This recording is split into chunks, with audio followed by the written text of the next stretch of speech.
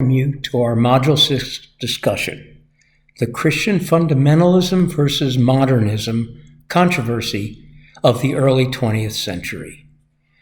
Before addressing the specifics of the 1900 to 1930 Christian fundamental versus modernist controversy, it would be productive to put that time period into some perspective. The arguments are not confined to that time period alone, but are present throughout history, and not just about religion and beliefs, but on virtually every subject that affects human thought and behavior. The unique aspect of this particular debate in the earliest 20th century is also not unexpected if one considers the impact on the whole of humanity as a result of the incredible advances in science, technology, and invention during the latter part of the 19th and early 20th centuries. The introduction of machine power, electricity, the impact of communications, flight, and other major influences upon human activity were powerful elements of change and must have had a significant impact in many areas of human thought and behavior, far beyond their own specific confines. In the early 20th century, these elements combined to form a particularly noteworthy period of development and evolution of biblical thought.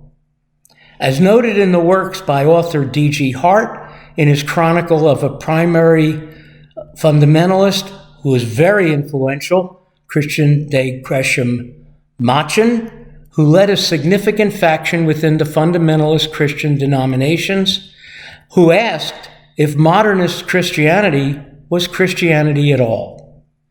Conversely, the account of Henry Emerson Fosdick, a leading modernist Christian, who believed in a personal, internalized God and Jesus living within each person, and rejected fundamentalist Christian doctrine.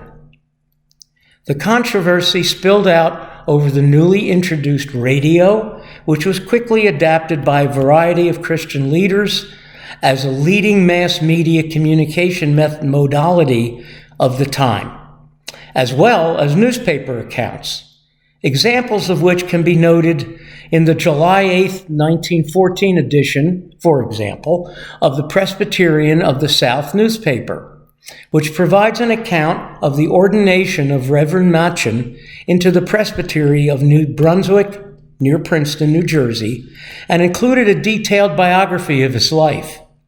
In contrast, Harry Emerson Fosdick was highlighted in the January 19, 1953 edition of the Jackson, Mississippi Star newspaper, as having given an address in New York City addressing interracial issues.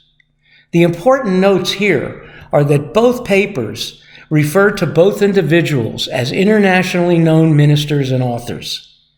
In the case of Fosdick, addressing the Convent Avenue Baptist Church in New York City, which they then go on to detail the contents of his address and speech.